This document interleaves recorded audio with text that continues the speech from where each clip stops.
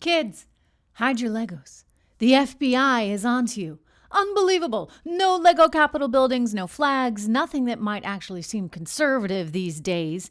I mean, by the way, how is our flag conservative when you just stand up for your country? And all these things are being effectively considered domestic terrorism. I mean, my gosh, when Black Lives Matter says you can't fly the flag because if you do fly the flag, then it means you're racist.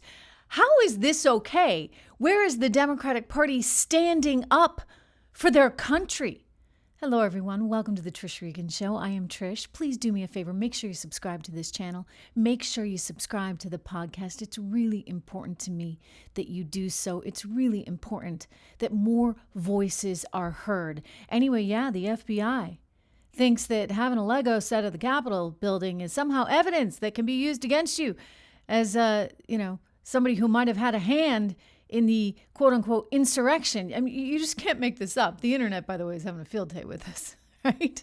As you can imagine, I want to explain some of that in detail to you. But first, here's a story coming to us out of Utah. The Black Lives Matter group out of Utah says that, apparently, if you fly the flag, that's a racist thing. What? I mean, what an aggressive statement coming to us from BLM about the American flag. Let me share with you what they actually said. And I quote, "When we Black Americans see this flag, we know the person flying it is not safe to be around." This is according to a 4th of July post that they wrote alongside an image of the Stars and Stripes. Unbelievable. They went on, quote, "When we see this flag, we know the person flying it is a racist.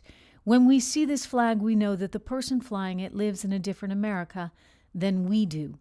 When we see this flag, we question your intelligence. We know to avoid you. It is a symbol of hatred."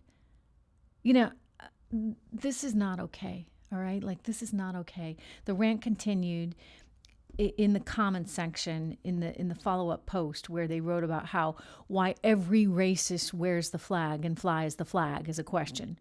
Why is it that every racist group wears the flag and flies the flag? And they said, because it is a symbol of hate. This country has created genocide under that flag. Wow. I have to read you the rest. "We will not pledge allegiance to that flag. We will not stand for the national anthem. We will not respect a piece of cloth that you respect more than Black lives."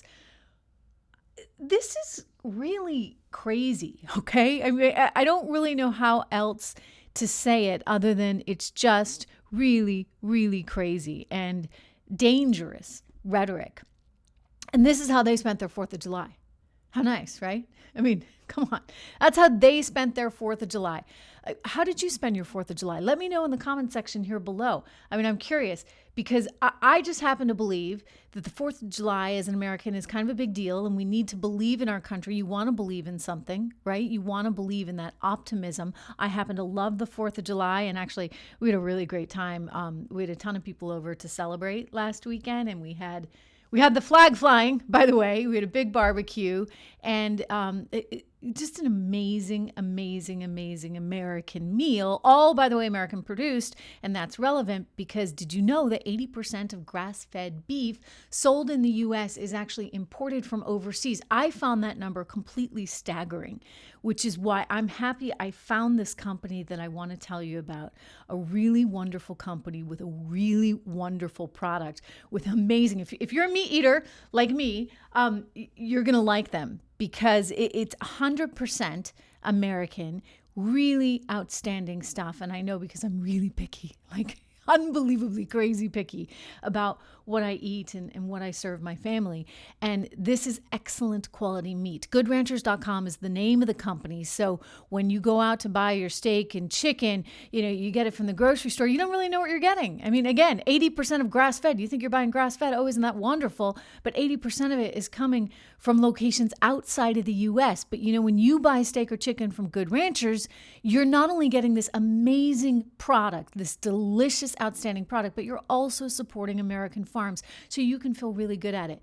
My friends at the company, at Good Ranchers, they have traveled the entire country. They've sat down and met with the actual farmers that are raising the livestock to ensure that this product that they're sending to your table is the very best. And I should mention all the steaks are individually wrapped, which, really eliminates waste, which is great. I mean, as a family, because you'd hate to be throwing out all that food.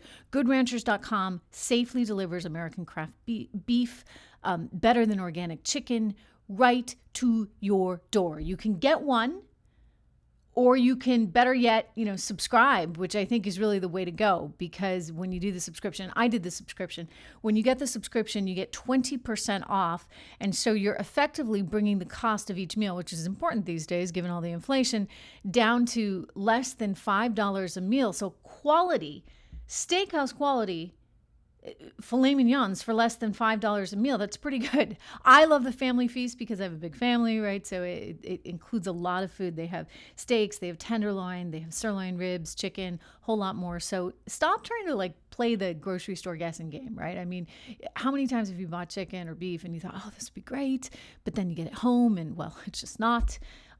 You should know where your meat is coming from. And with GoodRanchers.com, you can. So do your part, support American farmers. Go to GoodRanchers.com/Trish, because I've worked out a special deal for you guys. You get $20 off, free express shipping. You can use the code Trish.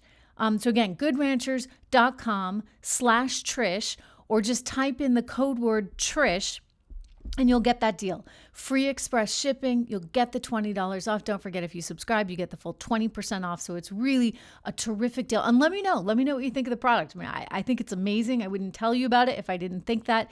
So let me know. Try it. Give it a shot. Now let's get back to this crazy, insane, utterly... I mean, there are no words to describe this. I mean, you can't just say that they're not patriotic. They're worse than not patriotic. They really seem to hate this country, right? The BLM doesn't want Americans flying the flag. What is that really? I think it's actually an attempt to destroy the country, right? To tear it apart so they can rebuild it in their image, whatever they want. Now, that never really works, right? Because, I mean, just look at any socialist communist nation all over the globe. It's been tried before. It never works because all of these people are self-interested. There's a motivation behind what they're doing, and they want to see themselves succeed at the expense of everyone else. Meanwhile, what state are we in when the FBI is criminalizing Legos, so to speak? Federal investigators, this story is unbelievable, are being ridiculed for seizing a Lego set as evidence against one of the alleged organizers of the Capitol protests. Robert Morse, 27 years old, is accused of directing other rioters in clashes with the Capitol Police. Mr. Morse, a former Army Ranger. So think about that, a former Army Ranger. And now they're going after him, had a fully constructed Lego set that represented the Capitol building at his home. Gosh, I mean, I'm pretty sure we have one of those in the kids' playroom in the basement. Maybe they can come after me for that. Court records show that the FBI seized the Capitol building Lego set as evidence, among other items from the suspect's home. By the way, I just want to mention, because if you haven't done so, please do me a favor and subscribe to this channel. Make sure you subscribe to this podcast.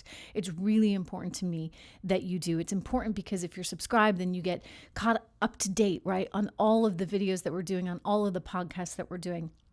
I'd love it too if you could go to trishintel.com, my website, and sign up for my newsletter, because I want to keep you informed. And it's important in light of this sort of one-sidedness that you go out and seek alternatives. Let me go back to the statement here. During his arrest, law enforcement recovered some clothing and other items that appear to match those that he carried with him on the 6th, including a "Don't Tread on Me" flag, a neck gaiter, a military utility bag, a black tourniquet, and military fatigues.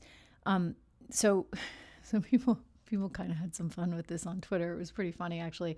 They got a kick out of sort of the absurdity of the FBI's find, namely the Lego set, right? It's not clear how a Lego set, the Capitol building, could be used as evidence, as, proof that somehow he was responsible for the insurrection, but the FBI seems to think so. I want to point out what Babylon Bee, great website, Christian satirical website, wrote. They said, Lego evidence led FBI investigators to believe Morse was planning a similar attack on Hogwarts Castle.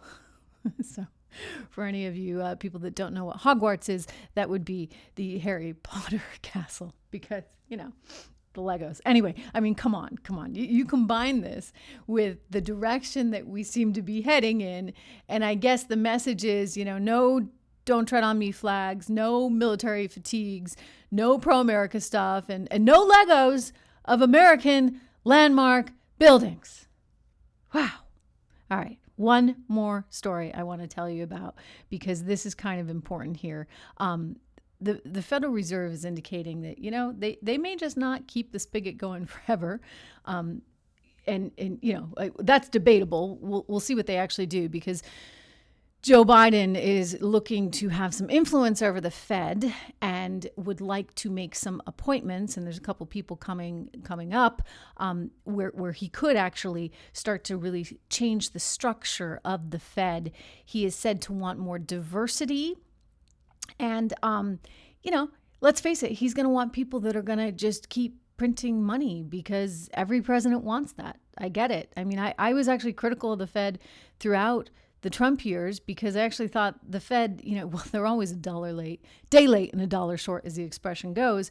But there were times when they really probably should have been moving to tighten, but they didn't. And then vice versa, right? When you need to be aggressive, you go all in and you're as aggressive as you can be. They were pretty aggressive once COVID really seemed to be an economic problem.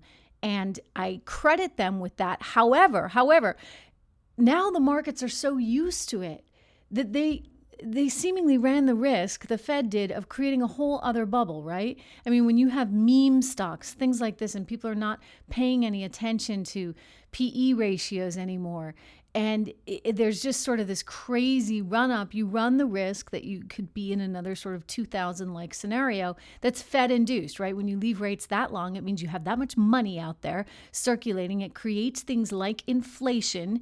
And part of that inflation is also within market assets. And so this doesn't surprise me that we've seen this upside. I think it probably actually could continue a little bit longer, because I don't think the Fed is about to pull the rug out from under. I mean, they should, right? They should say, okay, that's the end of it. We're not doing this $120 billion bond buying program anymore. And we're not gonna keep rates at such low rates. We're going to change the scenario. And that would actually mean that Joe Biden's economic policy would have to stand on its own 2 feet, which we all know it can't, because it's sort of the reverse of growth. He believes that you just keep taxing people and taxing businesses, and that's how the government will get more money. But in actuality, and you can prove this out in a mathematical equation. Hey, the Laffer curve sort of proved this one, right? My friend Art Laffer during the Reagan years. But also you think back to the first 3 years of the Trump administration before COVID hit. And what did you see? Record tax receipts. Why? Because the government lowered taxes, lessened regulation a bit, but they lowered taxes on individuals and on businesses. And that was a really, really, really big deal. So, they're looking at it, in my view, all wrong. The Fed has been there to backstop. The Fed will probably continue to be there to backstop, because I think there's a lot of political pressure to change out some of these seats, including perhaps Jerome Powell himself. He could find himself replaced when his term is up. And so just remember, there's a desire from this administration, including from Janet Yellen, who was extremely dovish, very dovish herself, to keep that money flowing, to keep printing that money. I think it's healthy. I think it's healthy for them to get out of the bond buying. I think they need to taper. I think that they need to start looking at neutralizing things a bit, because the sugar high, as they say, cannot continue forever. Just a reminder, everyone, please make sure that you are subscribed to this channel, that you're subscribed to this podcast. Make sure you visit me on trishintel.com. I will be there online over the weekend. Have a terrific weekend, everyone. I will see you on trishintel.com. Remember, live free or die, and it is okay to fly the American flag.